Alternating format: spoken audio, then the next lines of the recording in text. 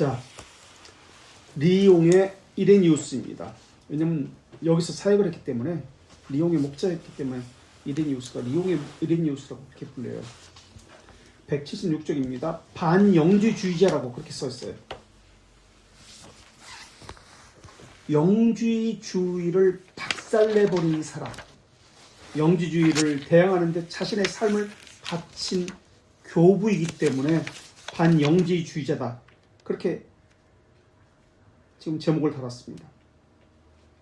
우리 이레니우스를 하기 전에 지금 우리는 2세기의 변진가들에 대해서 하고 있습니다. 2세기의 변진가들 다시 한번 좀 정리해 볼까요? 1, 2세기의 속사도 교부들 또는 사도적 교부들, 속사도 교부라는 뜻은 무엇이죠? 예수님의 12제자의 제자, 그것을 이어받은 제자들, 속사도 교부들. 1, 2세기의 사람들을, 그러니까 예수님의 제자들의 제자, 속사도 교부들 또는 사도적 교부들, 제자들의 제자예요. 그래서 대표적인 사람들을 우리 150쪽에 있습니다. 150쪽에 한번 보세요. 이 1, 2세기의 속사도 교부들의 특징은 무엇이라고 했죠? 이들의 특징은 서신을 남겼다. 서신 남겼다라는 것을 말씀드렸습니다. 그래서 초대교회 성도들을 서신을 통해서 양육을 시켰고, 회람서신이라고 하죠. 바울도 그랬죠. 로마서를 쓰면 로마 사람들만 본 것이 아니라 회람에서 빌립보 사람도 보고 다른 지역 사람도 보고 돌아가면서 보았다. 마찬가지예요. 그래서 클레멘트, 이 클레멘트는 어디의 클레멘트다? 로마의 클레멘트다. 베드로의 후계자, 제자였고요. 특징은 고린도 3서신. 그래서 고린도 서신, 전서, 후서, 1서, 2서가 있잖아요. 3서신, 그것의 연장성선에서 그래서 초대교회의 역사에 대해서 많이 알 수 있다. 그래서 처음에는 성경처럼 그렇게 읽혀졌다. 고린도 3서, 고린도 전서라고 했고, 디다케 12사들의 교훈, 최초의 교리문답서였다. 그 다음에 헤르마 또는 에르마, H가 묵음이라 성경에는 허마로 이렇게 나온다. 자기 딸에게 고발당해서 감옥에서 그렇게 있었던 묵시를 썼고요. 그 다음에 이그나티오스, 누구의 제자였죠? 이 사람은? 요한. 누구? 6번? 여기 거기서 했어요. 사도 요한의. 또 누가 있죠?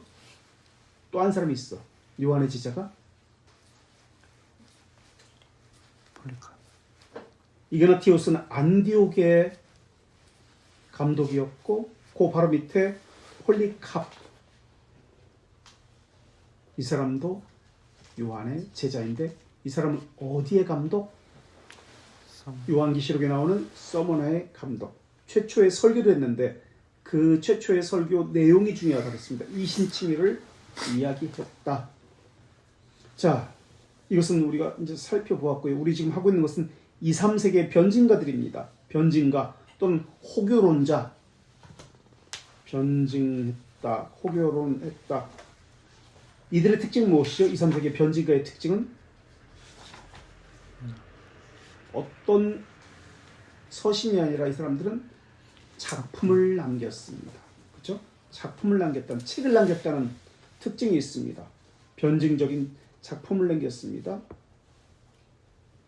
그리고 책을 남겼을 때 교리적인 내용이 담겨 있습니다. 그래서 우리가 최초의 기독교 변증가 철학자였던 순교자 유스티누스를 우리가 이미 공부했고요. 우리가 해야 할 사람은 이레니우스입니다. 그래서 우리는 순교자를 했고, 오늘부터 이레니우스라는데요. 이 사람은 누구의 제자인가요? 폴리카. 폴리카르포스 또는 폴리캅, 서머나 감독의 제자. 사도 요한, 폴리캅, 이레니우스, 이런 순서로 되는 거예요. 이 사람은 태어난 곳이 서모나 근처입니다. 터키 지금의 이즈밀입니다. 부산과 같은 그런 해안 도시죠. 아주 이쁜 도시. 거기서 폴리캅에게 훈련을 받았고 도제식으로 공부를 한 사람이에요. 이레니우스는. 그렇다가 리옹으로 보내집니다. 왜 리옹? 프랑스 리옹 남부 지역 서방입니다. 이것은 동방교회가 아니에요. 서방교회예요. 언어가 달라요. 서머나는 헬라 지역이거든요. 터키니까 지금의 헬라어를 씁니다. 헬라어가 모국어예요. 근데 프랑스 리옹은 라틴어입니다. 라틴어를 써요. 그러니까 라틴어를 이 사람은 능통한 사람입니다. 헬라어도 물론 모국어니까 능통하고 라틴어도 능통합니다. 왜 리옹으로 보냈을까? 리옹이 무엇이 있었기 때문에. 여기서 이단에 대하여라는 영지주의 대항하는 글을 씁니다. 이곳이 리옹이라는 도시가 어떤 도시였냐면 몬타누스파가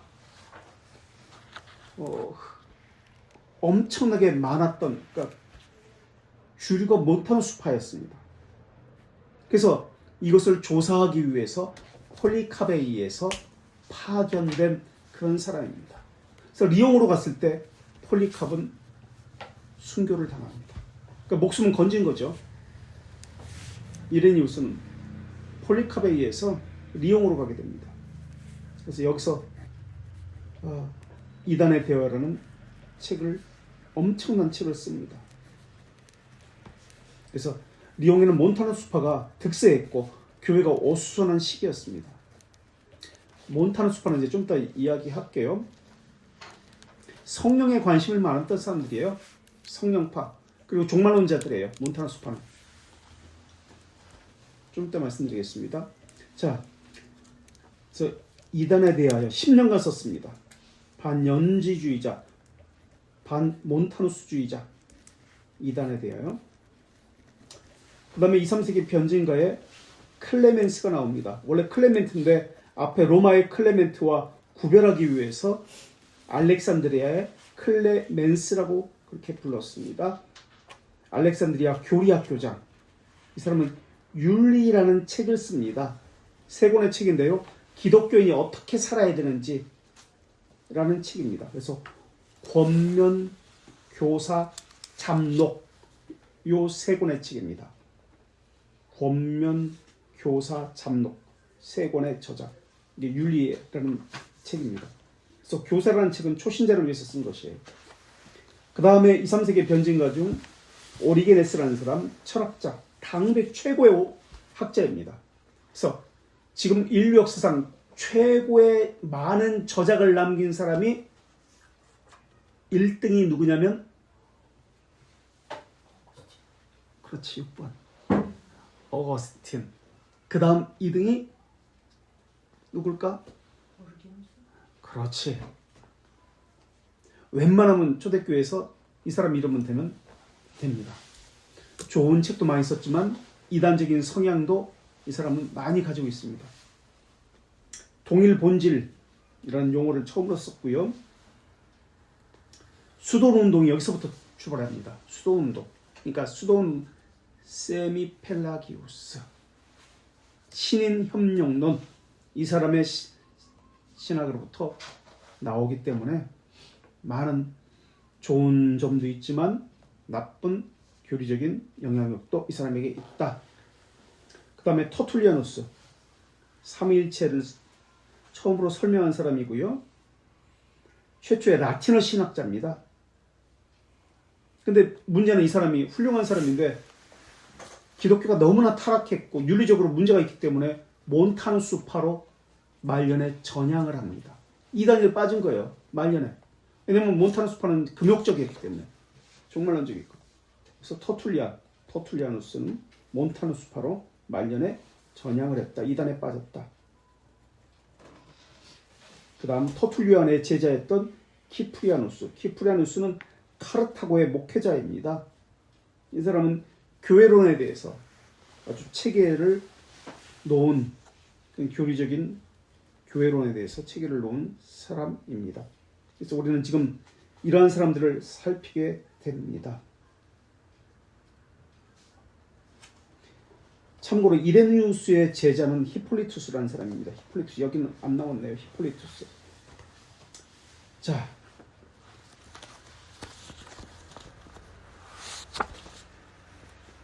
이레니우스 한번 볼까요?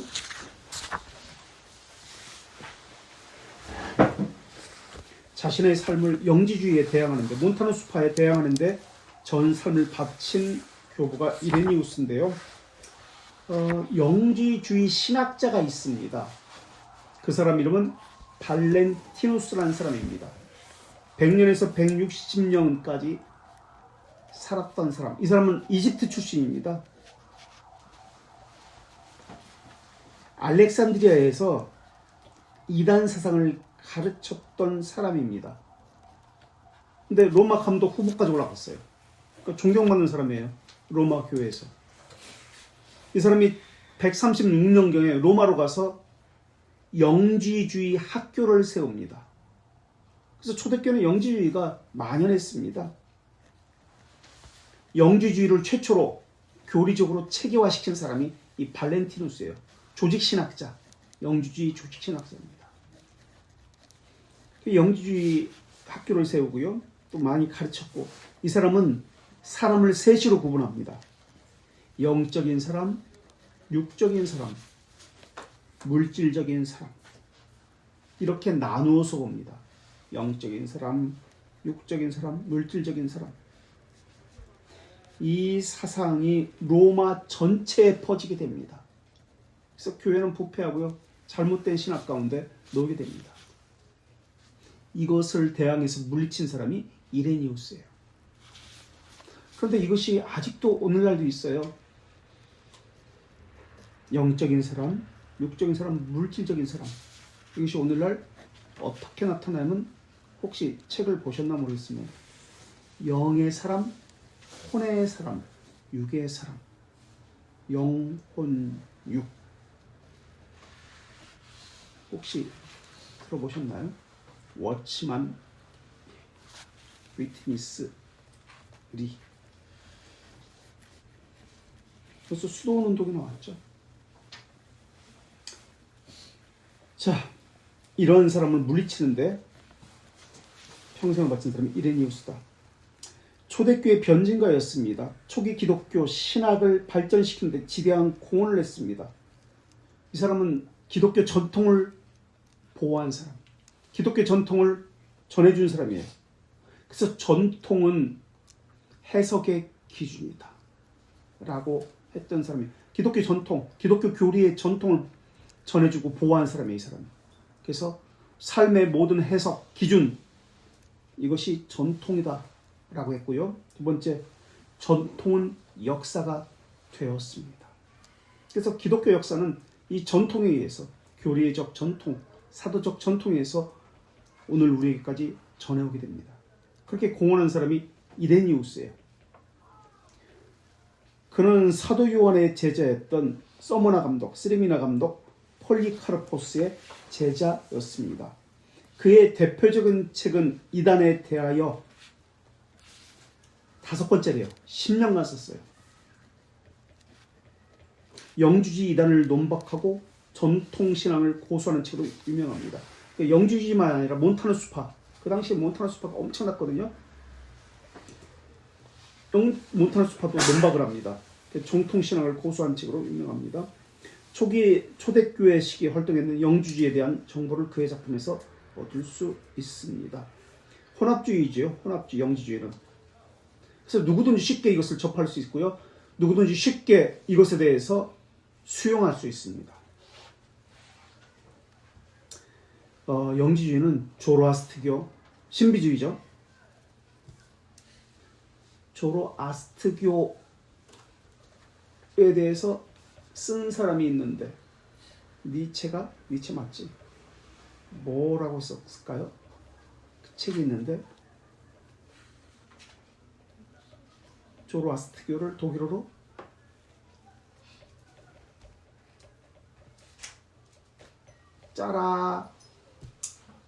짜라스트라는 이렇게 말했다 라는 책입니다. 조로아스트교. 다스교에 대해 쓴 겁니다. 조로아스트교 신비주의죠. 유대교, 동양사상, 기독교 이것을 다 짬뽕합니다. 혼합주의 사상이에요.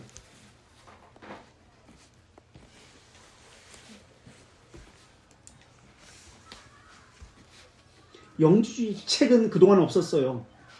영주주의의 사상은 있었지만 책은 없었어요. 체계화된 거는. 그 체계화시킨 사람이 발렌티누스예요. 그것을 발렌티누스와 계속해서 대항하면서 영주주의 자체를 없애버린 사람, 교회에서 제거해낸 사람이 이레니우스입니다.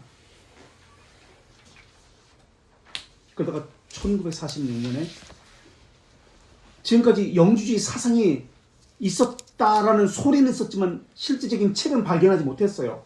영주주의 사상 책이 이것이다라는 책은 발견하지 못했어. 그러다가 1946년에 나그 한마디 문서를 발견하게 됩니다. 보니까 이레니우스가 말했던 이단에 대하여 여기서 영주주의 사상을 이겁니다. 영주주의 신학자는 신봉자는 이런 사람입니다. 그것이 그 책에 그대로 다 기록되어 있던 것을 보고서 그래서 이레니우스가 이것에 대해서 그렇게 썼구나. 이레니우스의 글이 맞다라는 것이 확인되어지는 겁니다. 1946년 나그 한마디 문서를 통해서 그 이야기가 여기 나와요. 만약에 이레니우스가 거짓말로 썼다면 이것이 발견되었을 때 이것이 일치가 하지 않다면 이레니우스는 거짓말쟁이가 되어버린 거예요. 근데 그렇지 않고 이것을 통해서 이 말이 맞다라고 확인되어집니다. 그래서 신학자들은 이레니우스에 대해서 그래서 다시 한번 대단한 사람이었구나. 1600년 동안 지금 2세기 3세기니까 1946년에 발견했으니까 1600, 1700년 동안 영주주의 사상이 없어졌다가 이서 실체가 드러났으니까 이 사람의 업적이에요. 대단한 일을 한 거예요. 자, 간략한 생애. 이 이야기를 할까? 교회사에서 성령은 늘 뜨거운 감자였습니다. 성령에 대해서. 초대교회에서는 성령님을 삼일체 하나님으로 고백합니다. 한 분이로, 한 율격으로. 어디서 고백하죠? 성령님에 대해서? 어떤 신조에서 삼일체 하나님을 동일 본질로 성령님을 예수님도 마찬 어디 뭐라고? 오늘 6번 니케아에서 그렇게 고백하죠. 콘스탄티노플 신조에 정확히는 콘스탄티노플에서 추가된 겁니다. 성령 하나님에 대한 고백이 동일 본질인 것이. 니카에서는 그것이 없었어요. 성령 하나님이. 콘스탄티노플에서 그것이 추가됐습니다. 어쨌든 성령께서 천지를 창조하시고 교회를 세우셨습니다. 그런데 교회사에서 성령 하나님에 대해서는 정당한 대접을 그렇게 받지 못했습니다. 특히 이단들에 의해서 성령 하나님은 무슨 에너지나 힘처럼 그렇게 대접을 받았습니다. 근데 초대교회는 성령의 역사로 교회가 탄생하지 않았습니까? 그리고 교회가 시작함에 따라서 제도화됐고 조직화되었습니다. 그런데 이것이 점점 형식적이 되어 버렸습니다. 이런 상황에서 등장한 사람이 2세기 중반에 지금 이 시기에 몬타누스라는 사람이 등장을 합니다. 그때 몬타누스에게 여사제 둘이 있었습니다. 오른편에 왼편에 그 쌍두마차 같은 사제, 여선지자라고 불립니다. 프리스 길라와 막시 밀라라는 선지자였습니다. 그러면서 뭐라고 이야기했냐면 이제는 성부 하나님의 시대가 지나갔고 성자 하나님의 시대가 지나갔고 지금은 무슨 시대다? 성령의 시대다 라고 가르치기 시작하며 예언하기 시작합니다. 지금 성령의 시대는 지금 오늘날 똑같이 하고 있잖아요. 성령만 강조해요. 성령만. 그리고 교회의 형식과 제도, 조직을 비판하기 시작합니다. 그리고 몬타누스 파는 무리를 지었을 때 파라고 부릅니다. 무리가 그것의 사상의 추종자가 있을 때 금욕적 생활을 강조합니다. 왜 금욕적 생활을 강조했냐면 예수님의 재림이 곧 이루어지기 때문에 그렇다고 예언을 하기 시작합니다. 그래서 금욕을 강조하니까 열정적으로 도덕적 엄격성을 중시 여겼습니다. 그러다 보니까 몬타나 수파의 터툴리안 같은 사람은 교회가 너무 타락하고 신자들이 신자로서의 모습을 보이지 못하니까 말년에 몬타나 수파로 금욕적이고 신앙의 절제를 보이니까 그쪽으로 이단에 귀환했던 겁니다. 어쨌든 자기들만이 성경의 해석에 권한이 있는 것처럼 그리고 성령의 계시를 독점한 것처럼 그렇게 주장을 하기 시작합니다. 이게 몬타나 수파예요. 그 후예들이 오늘날도 있잖아요. 신사도 운동하는 사람들, 몬타나 수파의 후예들이에요. 자기만 성경을 해석할 수 있다고 하는 사람들, 자기 외에는 모른다고 하는 사람들, 신천지. 황홀경 속의 예언을 중시합니다. 그리고 교회를 혼란에 빠뜨립니다. 결국 이단에 정지됩니다. 이 사람들은 한참 후에. 그러나 그 당시 교회는 신자들은 다 몬타나 수파에 빠졌어요. 특히 리옹 지역은. 그래서 파견된 사람이 지금 이레니우스라는 사람이에요. 이것이 중세에도 또 나타나기 시작합니다. 몬타누스라는 이름으로 나타나지 않고 그 사상이 나타나는데 이건 계속 나타나요. 12세기에 시토회 소속 수도사인 피오레 요야킴이라는 사람입니다. 수도사 피오레 요야킴. 뛰어난 영성을 가지고 예언을 하기 시작합니다. 요한계시록을 연구했던 사람이에요. 재림과 예언에 대해서 연구했던 사람이기 때문에. 그래서 성부, 성자, 성령의 시대를 구분합니다. 그리고 1260년부터 성령의 시대가 시작되었다. 예언을 합니다. 그래서 이때는 불신자가 신자와 연합하게 되고 보편적 사랑의 시대가 된다고 합니다. 그리고 성경의 숨은 뜻이 비로소 이때 1260년부터 이해가 되기 시작할 것이라고 예언합니다. 그래서 교회는 더 이상 교권주의가 제도주의가 필요 없다라고 그렇게 예언을 합니다. 이게 요아킴의 주장이었어요. 중세 수도사들의 생활은 일과가 시작이 5시에 시작합니다. 새벽기도가 있어요. 중세 수도사. 그 다음에 7시 반 일식과라고 합니다. 일식과 7시 반 369시 있어요. 369 성경에 나오잖아요. 3시, 6시, 9시 기도 시간이 있잖아요.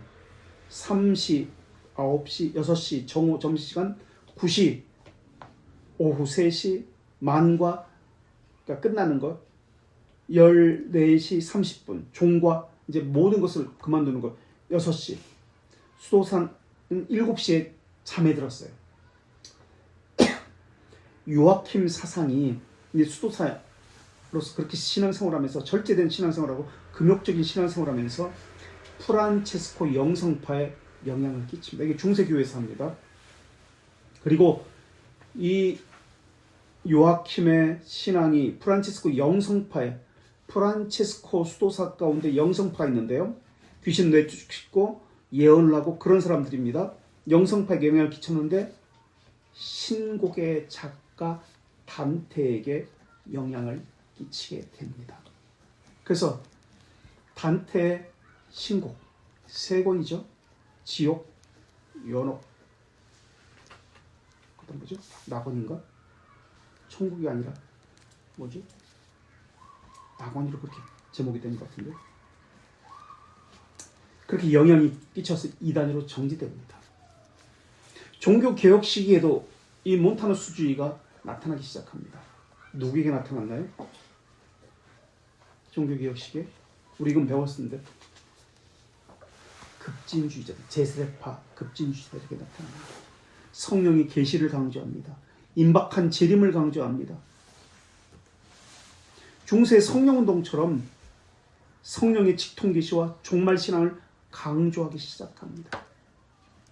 이거 교회의 역사 전체 흐름이에요. 몬타누스파는 얼마나 영향을 끼쳤는지 몰라요. 교회사에 18세기에 이것이 또 나타나기 시작합니다. 지금 종교개혁식이 16세기에 나타났는데 18세기에 웨슬리, 또 조나단의 에드워드의 성령의 증거들에 대해서 또 18세기에 대각성 운동을 통해서 또 나타납니다. 많은 사람들은 몬타누스를 긍정적으로 재평가하고요. 성령운동에 대해서 포용하는 태도를 취했습니다. 그리고 19세기에 또 미국에서 본격적으로 성령운동이 나타나기 시작합니다. 쓰러짐, 개처럼 짖는 것, 황홀경, 거룩한 광란, 춤을 추는 것, 거룩한 웃음, 열정적인 춤 현상이 19세기부터 나타나기 시작합니다. 감리교 목사 존 맥기라는 사람에 의해서.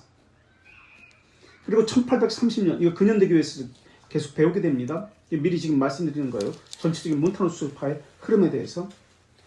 1830년 찰스 피니에서, 원래 장로교 목사였어요. 장로교 목사의 부흥주의, 숫자를 많이 모으고 이것이 하나님의 주신 복이다. 성장주의가 나타나는 거예요. 부흥주의가 나타나는 거예요. 찰스 피니에 의해서. 이 사람은 나중에 장로교에서 다른 곳으로 바꿨는데 찰스 피니를 중심으로 성령운동이 일어납니다. 이것을 성결운동이라고 이야기합니다. 1830년대 영국에서 어빙이라는 사람이 스코틀랜드 장로교 목사였는데 이 사람은 또 방언과 예언을 주장합니다. 그래서 어빙을, 이 사람 책이 한국에 많이 유행했는데 천사라고 불렸습니다. 그리고 어빙은 지금 1830년대입니다. 12명의 사도를 임명했습니다. 계속 반복돼요. 역사는 12명의 사도를 임명하고 천사라고 불렸고, 그리고 1890년 침례교 목사인 벤저민 하딘 어윈도 성령운동을 하면서 불세례를 강조합니다. 그래서 춤추고 웃고 심한 경련을 그 증거로 이야기했습니다.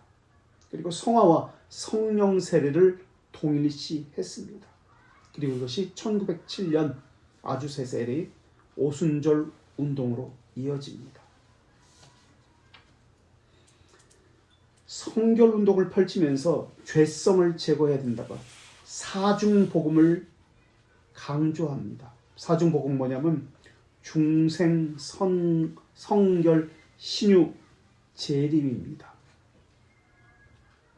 이 몬타누스파의 영향입니다. 이들 중에서 일부가 카누만, 길볼은 이런 사람이 성결교회를 한국에 세웁니다. 이런 계보를 가지고 있어요. 몬타누스의 성령운동. 근데 이것을 없애버렸는데 이 사람을 물리친 사람이 이레니우스인데 계속해서 보겠습니다. 간략한 생애 177점. 그래서 몬타누스파를 이제 없애고 또 영지주의는 다음 시간에 얘기할게요. 이레니우스 출생시키는 정확하게 알려지지 있지 않습니다. 그는 소아시아, 서머나치아 그랬죠. 이즈미르, 지금의 터키, 그 서머나 근처 그리스어, 헬라어로 집필한 작품을 남겼습니다. 어렸을 때부터 폴리카로부터 교육을 받아 경건에 멘토식으로 교육을 받았어요. 1대1로. 경건에 대한 도제식이죠. 이게 기독교 교육 방법이에요. 도제식 교육. 경건에 대한 지식과 경험을 쌓았고 스승의 현명함과 성실함을 보면서 경건과 학자의 자세를 갖추었습니다. 훌륭한 스승 아래 훌륭한 제자가 나오는 법입니다. 그래서 사도 요한, 폴리캅, 이레니우스.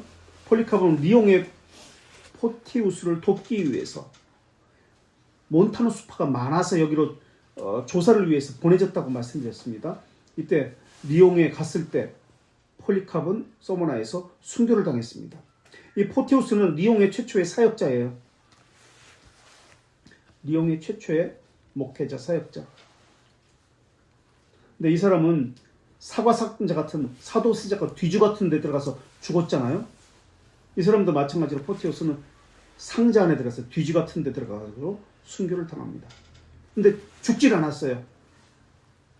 그러자 속꼬리에 매달아가지고 거리를 다니게 해서 속골에 매달아가지고 막 다니게 해서 그래서 죽습니다. 이 사람 후계자로 목회를 리용을 물려받아가지고 목회한 사람이 이레니우스입니다. 근데 파견을 받아가지고 이제 여기 리옹에서는 몬타누 수자를 만나고요. 또 로마로 파견을 받습니다. 로마로 파견 갔는데 보니까 자신이 만난 사람이 누구였냐면 이 발렌티누스예요. 로마 감독, 후보자, 부감독. 자신을 만나서 이야기하는데 이 사람이 영주주의 신앙을 가지고 로마 전역에 영주주의를 가르치고 있었던 거예요. 그래서 이것을 보고 충격을 받습니다. 그래서 이러한 것들을 가지고 이단에 대하여 라는 책을 10년간 쓰게 됩니다. 리옹으로 보냈습니다. 지금 같으면 선교사로 보내 교회를 개척하게 한 것입니다. 그리스를 헬라어를 사용한 사람이 라틴어 지역교권에 갔으니 선교사가 된 것입니다. 리옹은 로마가 몽블랑을 넘어가지고 최초로 건설한 도시가 리옹이라는 도시예요. 최초로 몽블랑이 산맥을 넘어가지고 최초로 건설한 도시, 이게 리옹입니다. 그러니까 로마 제국에서 아주 상징적인 그러한 도시가 리옹의 도시예요. 최초의 도시니까. 리옹에 왔을 때 황제 아우렐리우스가 스토아파 명상록을 썼던 때입니다. 네 번째 핍박이 한참 있었습니다. 또 교회는 몬타누스파라는 이단 문제 때문에 리옹 교회가 어수선을 했습니다. 이레니우스가 폴리카브로부터 사도 요한의 정통신앙을 이어받아 리옹에 왔지만 그곳은 이미 이단적 종말론을 고수하는 몬타누스파가에 속한 사람들이 많았습니다. 리옹에 몬타누스파가 많았던 이유는 이곳에 무자비한 핍박이 대대로 가해졌기 때문에 그렇습니다. 죽음을 늘 직면하는 기독교인들은 자연스럽게 종말론에 대해서 관심을 갖습니다. 그래서 초대교회 종말론의 관심은 어떤 설을 믿었다고요? 평화의 시기에는 어떤 종말론적인 신앙을 대부분 갖게 된다고요? 우선 전천년설이 있고요, 후천년설이 있고요, 무천년설이 있습니다. 우리 장로교회는 개혁교회는 보통 일반적으로 무천년설, 물론 전천년설을 믿기도 합니다만 이것이 그것을 믿었다고 이단이다 그런 뜻은 아닙니다. 핍박의 시기에는 예수님이 빨리 왔으면 좋을까요? 아니면 늦게 왔으면 좋을까요? 그래서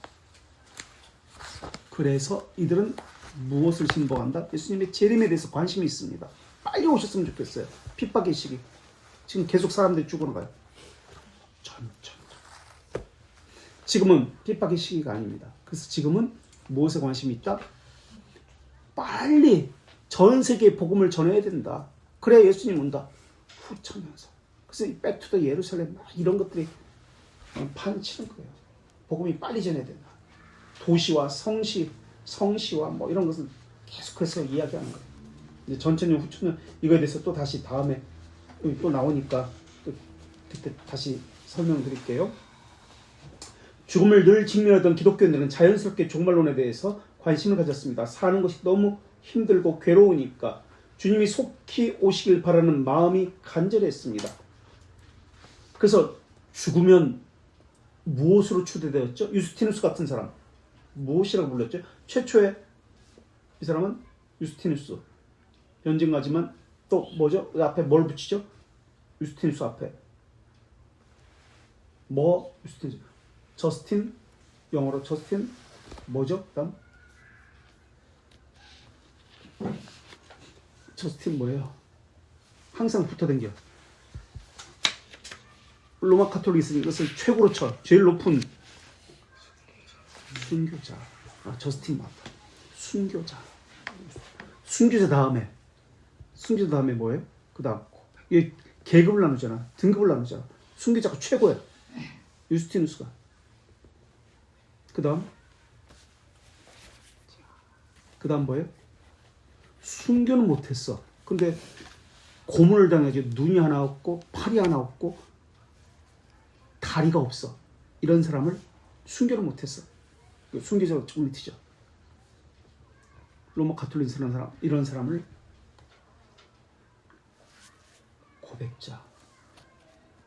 고백자라고 부릅니다. 그 다음에 교회를 세우는데 지대한 영향을 끼친 사람. 예를 들어서 BC AD를 나눴던 사람, 영국의 역사의 아버지, 비드 같은 사람. 그래서 이 사람이 BC 예수님 오기 전 AD 이걸 했잖아. 아노 도미니. 이 사람은 뭐라 불려요? 존경자. 존경자. 그 다음이 성인, 세인트입니다. 그 다음에 그러니까 성인보다 더 윗질에 있는 사람들이에요. 지금 이 사람들이 순교자 이 사람들. 이레니우스도 물론 순교자입니다. 그 다음이 성인은 세인트는 전 세계에서 세례명을 받을 수 있습니다. 세례명을 그 사람들의 이름을 가지고 할 수 있습니다. 근데 우리나라에 옛날 교황 바오로 2세가 와가지고 12세인가 와가지고 뭐를 103인을 세웠어요. 그리고 이 사람들을 무엇이라고 불렸어요? 성이라고 부르지 않았어요. 그 다음 밑에. 그것은 그 지역에서만 인정되는 거예요. 전 세계적으로 인정되지 않아요. 그래서 공로를 우리가 세례명을 받아가지고 이 사람의 공로를 우리가 갖는다고 할 때는 이 사람들은 안 돼. 이 사람들은 성인이 아니라 세인트가 아니라 뭐라 불러요? 103인의 무슨 자?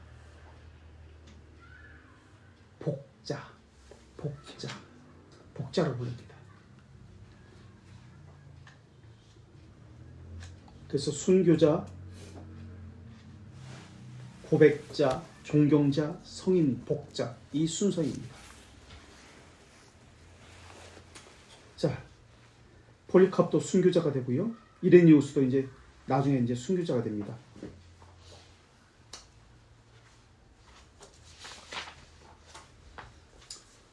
계속해서 읽어보겠습니다. 넷째 줄, 이레니우스는 몬타누스파로 인해서 일어난 여러 문제를 로마 감독 엘레우테리오와 상의하려고 로마를 방문했습니다. 그런데 이것이 어떻게 된 일입니까? 그도 몬타누스파였던 것입니다. 이 사실은 이레니우스에게 큰 충격을 주었습니다. 설상가상으로 안타까운 일을 접하게 되는데 이레니우스가 로마에 간 사이 그 지역에 핍박이 있었고 감독 포티우스가 순교를 당한 것입니다. 리옹으로 돌아온 이레니우스는 포티우스의 뒤를 이어서 177년 그곳에 감독이 되었습니다. 이레니우스는 성도들은 물론이고 교회 지도자들에 이르기까지 모두 몬타누스라는 파라는 사실을 알고 모든 사람이 지도자도 그렇고 성도들이 몬타누스파라는 사실을 알고 기독교 전체성에 대한 위협을 느낍니다. 그러고는 이단에 대항하기 위해 거의 10년 동안 이 작품을 쓰기에 일어납니다. 리옹에서 모범적으로 목회를 하면서 이단의 각종 모습에 대해서 조사를 합니다. 그래서 5권으로 구성된 원제목이 이겁니다. 소위 영지주의라 불리는 자들을 발견하고 이기기 위해서, 이게 원제목이에요. 근데 쉽게 쓰기 위해서 간단하게 이단들에 대하여라고 부르게 됩니다. 나그 한마디 문서가 1945년 영지주의 문서가 발견하기 전까지 이레니우스가 2세기경에 나타난 영지주의 이단들에 대해서 쓴 최고의 작품이었습니다.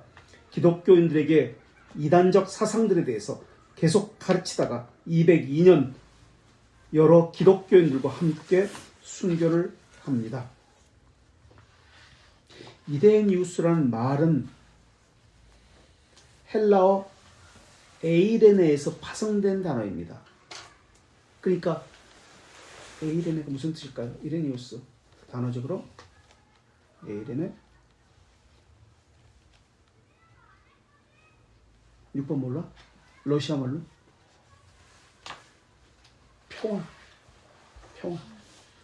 평화를 끼치는 사람, 화평케 하는 사람이라는 뜻이에요.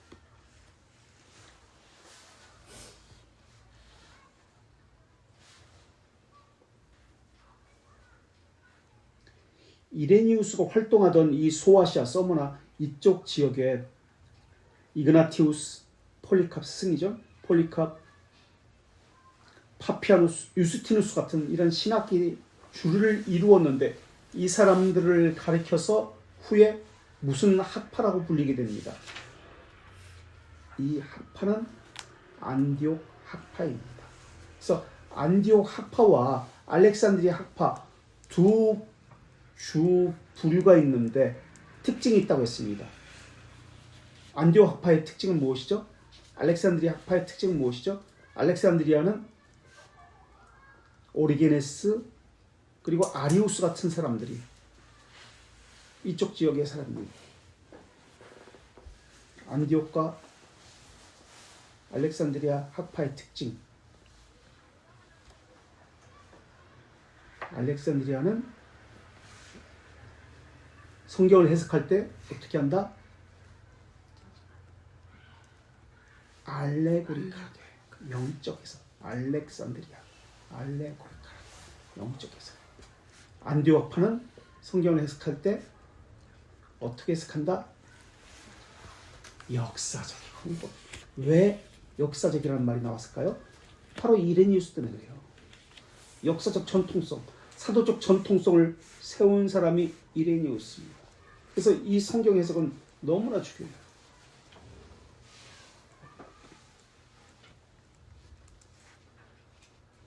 그래서 이 사람은 이레니우스는 교리학의 아버지, 교리학의 교회 최초의 조직 신학자라고 불립니다. 그래서 교회 전통, 구속사, 성경의 권위에서 엄청난 업적을 남긴 사람입니다. 그리고 그 중에서도 영지주의자를 없애버린 그러한 사람으로. 그래서 이 책은 이단 반박이라는 책으로 그렇게 쉽게 불리기도 합니다. 이단에 대하여라는 책은 이단 반박으로라는 제목으로 이렇게 불리기도 합니다. 자, 여기까지. 혹시 질문이나 하실 말씀 있으세요?